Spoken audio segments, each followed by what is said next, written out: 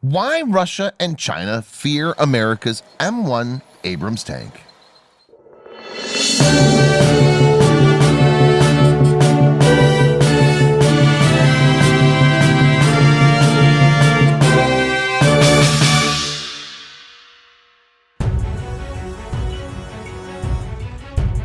Back in the 1990s, I recall reading Tom Clancy's loving paean to the M1 Abrams, Armored Cav, in which he related that the unkillable tank had never been knocked out by hostile fire.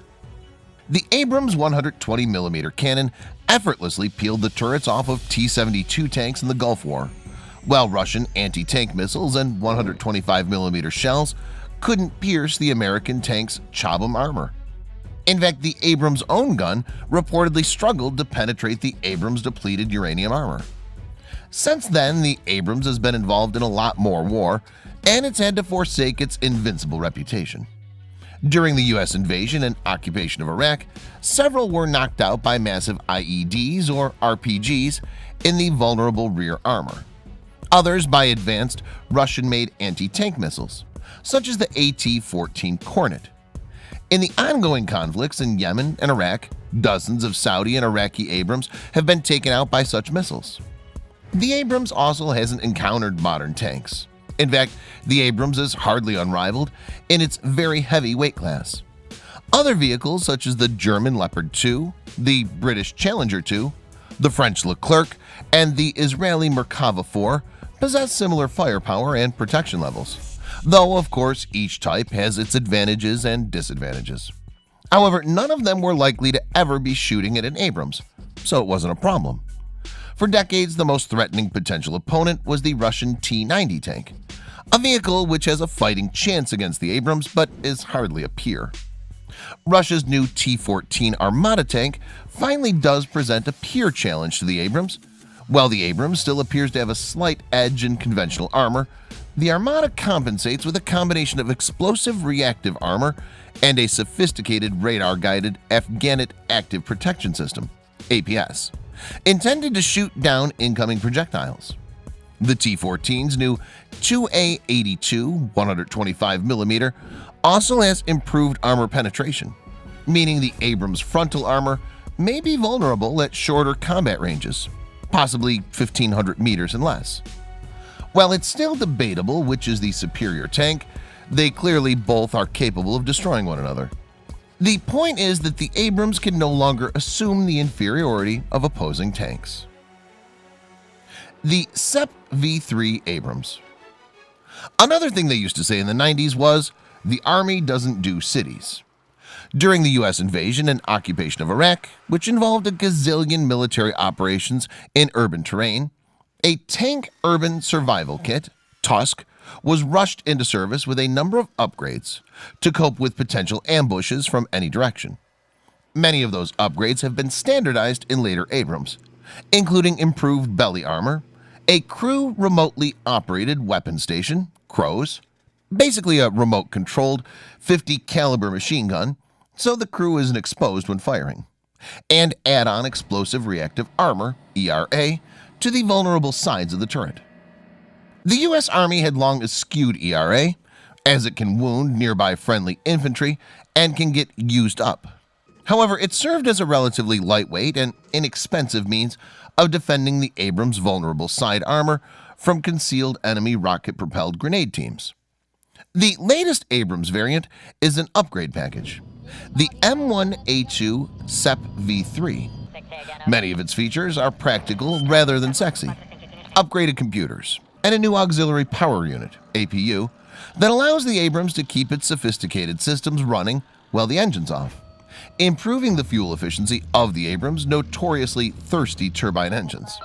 Maintainability is improved with modular, replaceable cabling. There are some lethality upgrades, notably a data link to connect with new advanced multi-purpose programmable airburst shells. These will allow the Abrams main gun to shoot high explosive shells that detonate directly above enemy troops in cover, an ability hoped to counter to enemy anti-tank missile teams. Other detonation modes, including one optimized for penetrating walls, are also available. An improved forward-looking infrared sensor, FLIR, will upgrade the Abrams detection capabilities and main gun accuracy. A revised, lower-profile remote-controlled machine gun also sports improved cameras. Finally, and possibly most importantly, the M1's depleted uranium armor package has been improved. How much, you ask? The Defense Department sure ain't telling. ERA, however, does not appear in the default package. A jammer for disabling wireless IEDs has also been installed. Critical add-ons: new ammunition and active protection.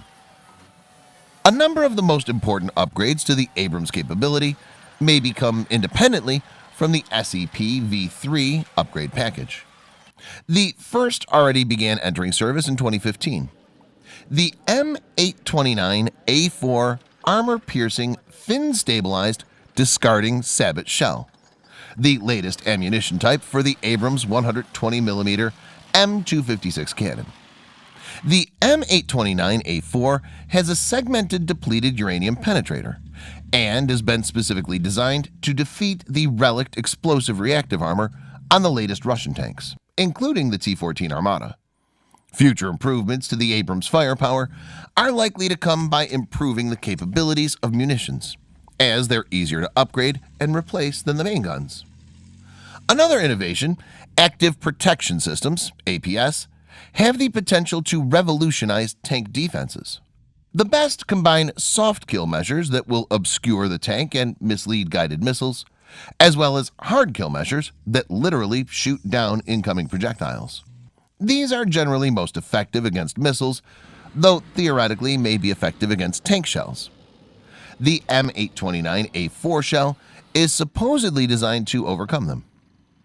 The Israeli Trophy APS has a proven record shooting down deadly anti-tank missiles in recent conflicts.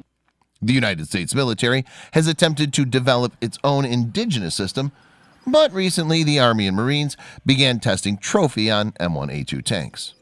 Trophy can basically be purchased off the shelf and installed relatively quickly. So if the Defense Department decides the Abrams needs the capability, it could pursue the upgrade relatively quickly. Another upgrade that could be installed quickly, if desired, would be a laser warning receiver, LWR. An LWR would notify the Abrams crew if their vehicle was being painted by an enemy laser rangefinder and guidance system, giving the crew the opportunity to hit the reverse pedal and back the tank out of danger. It should be stressed that there are no definitive plans to install the latter two technologies in the SEP V3 Abrams. However, they are obvious upgrades that could be implemented quickly and at a reasonable cost. The future. The Army is currently planning to develop a more radical, upgraded Abrams by 2020, the M1A3. Details are sketchy, but reducing the Abrams' roughly 70-ton weight appears to be one of the priorities. Certainly, weight has limited the ability to deploy the Abrams around the world and restricted which bridges it can cross. Features specifically mentioned include a lighter weight gun, replacing the wiring with fiber optic cables to shave off 2 tons of weight, improved suspension, and adding a laser warning receiver. Other improvements are doubtlessly being considered, but specifics are lacking for now.